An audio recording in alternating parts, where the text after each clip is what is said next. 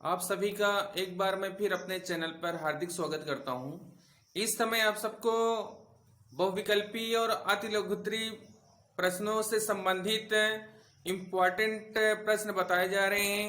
ये प्रश्न बहुविकल्पी प्रश्नों में भी आ सकते हैं और अतिलघुत्री प्रश्नों में भी आ सकते हैं। ये हाई स्कूल और इंटर की बात हो रही है। साथ ही साथ अगर आप किसी प्रतियोगी परीक्षा में तैयारी कर रहे हैं हिंदी विषय से, तो आप सभी के लिए ये बहुत ही इम्पोर्टेंट है।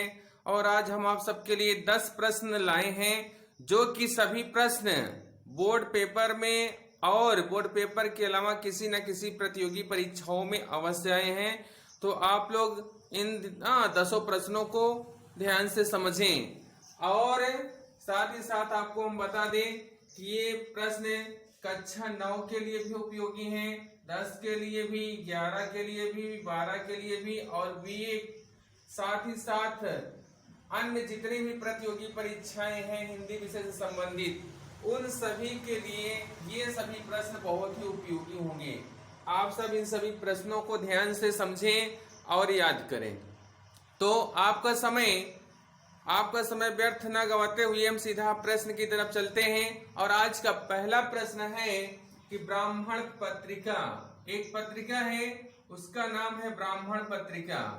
ब्राह्मण पत्रिका का प्रकाशन युग कौन सा है?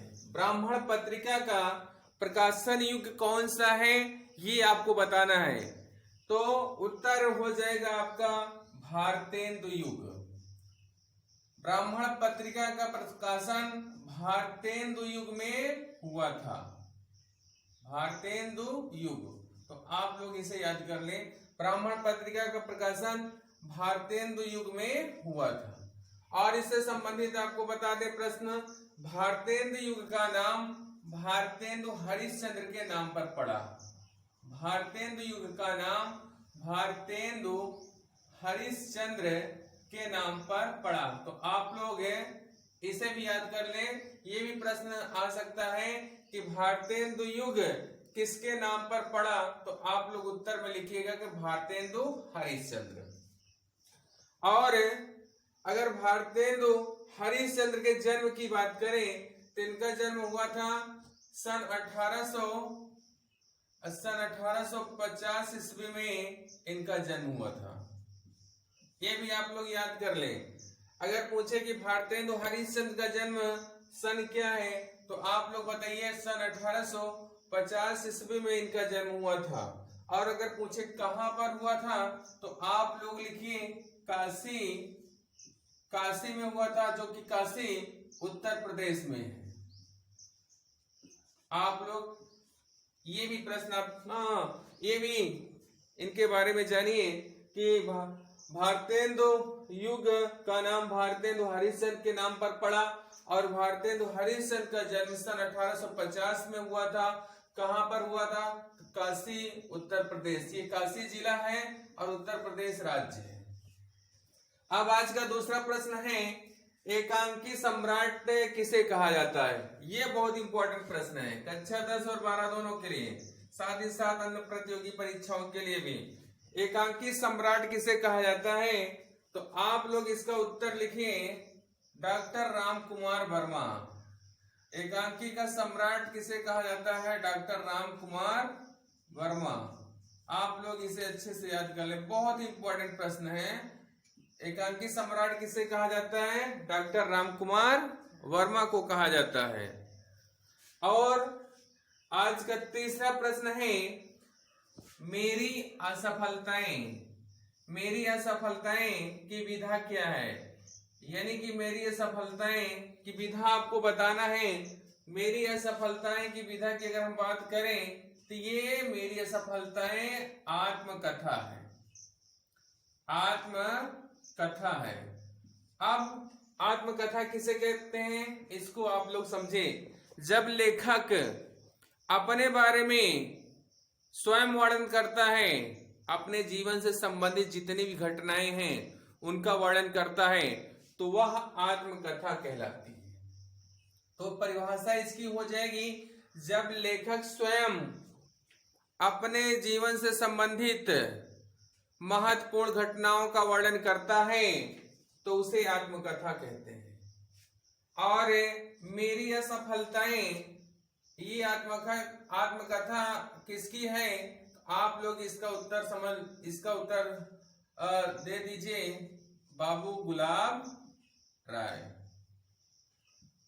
मेरी असफलताएं किसकी आत्मकथा है? अगर ये प्रश्न आए तो उत्तर होगा बाबू गुलाब राय।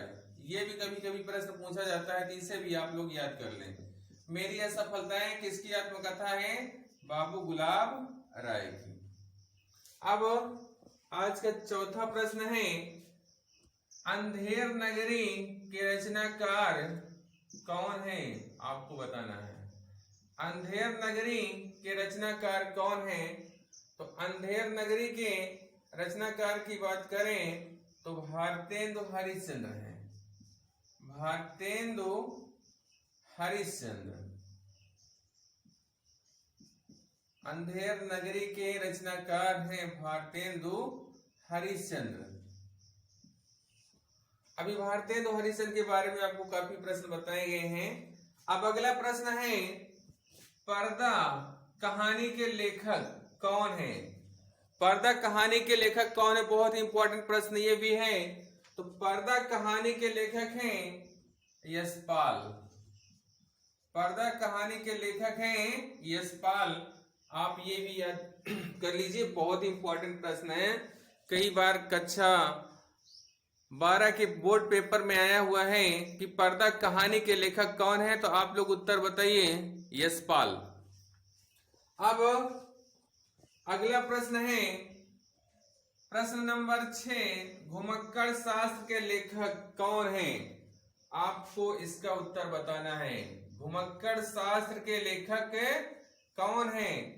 इसका उत्तर आपका हो जाएगा राहुल सांकृत्यायन।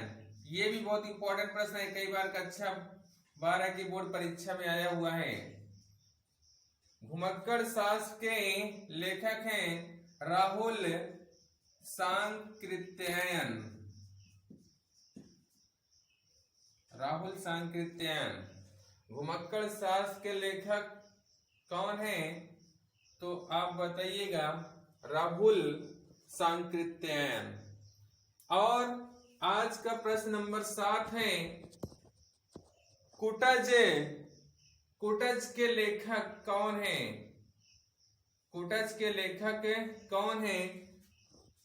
आज का 7वां प्रश्न है, अगर कुटज के लेखक की बात करें तो डॉक्टर हजारी प्रसाद द्विवेदी। कुटज के लेखक हैं डॉक्टर हजारी प्रसाद द्विवेदी। कुटज के लेखक हैं डॉक्टर हजारी प्रसाद द्विवेदी। और कुटज की बात करें तो यह निबंध है। अगर इसकी विधा की बात करें तो निबंध है। और निबंध किसे कहते हैं? तो इसका उत्तर होगा हिंदी साहित्य की वह रचना जिसमें हम अपने विचारों को स्वतंत्रता पूर्वक व्यक्त करते हैं, उसे निबंध कहा जाता है। ध्यान दीजिए, निबंध की परिभाषा होगी हिंदी साहित्य की वह विधा जिसमें हम अपने विचारों को स्वतंत्र रूप से व्यक्त करते हैं, वह निबंध कहलाती है। और आज का 8वां प्रश्न है, हिंदी प्रदीप पत्रिका के संपादक कौन है? तो आप लोग उत्तर इसका दीजिए बाण कृष्ण भट्ट। हिंदी पत्रिका के संपादक कौन है? तो बाल कृष्ण भट्ट। बाल कृष्ण भट्ट हिंदी पत्रिका के संपादक हैं। आप लोग इसको अच्छे से याद कर लीजिए। हिंदी पत्रिका के संपादक कौन है? तो बाल कृष्ण भट्ट। अब अगला प्रश्न है, दीपदान की विधा क्या है? तो दीपदान की विधा की अगर बात करें तो दीपदान एक एकांकी है, दीपदान की विधा क्या है, एकांकी है। और अगर दीपदान एकांकी की बात करें तो इसे किसने लिखा है, डॉक्टर रामकुमार वर्मा ने। दीपदान एकांकी को किसने लिखा है, तो डॉक्टर रामकुमार वर्मा ने दीपदान एकांकी को लिखा है। अब अगला प्रश्न है प्रश्न नंबर 10 और आज का अंतिम प्रश्न। अब प्रश्न है कि हिंदी का प्रथम मौलिक उपन्यास कौन सा है। हिंदी का प्रथम मौलिक उपन्यास कौन सा है। पेपर में आए कि हिंदी का प्रथम उपन्यास कौन सा है या हिंदी का प्रथम मौलिक उपन्यास कौन सा है, तो आप लोग लिखिएगा परीक्षा गुरु। हिंदी का प्रथम मौलिक उपन्यास कौन सा है, तो उत्तर लिखिएगा परीक्षा गुरु।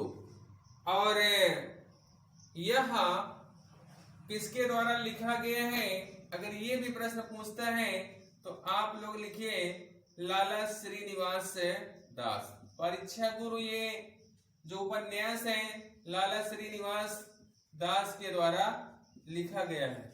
और अगर ये पूछे ये किस युग का उपन्यास है, तो उत्तर में लिखे भारतेंदु युग का। भारतेंदु युग का ये उपन्यास है। तो आप ये सब बातें भी याद रखिए।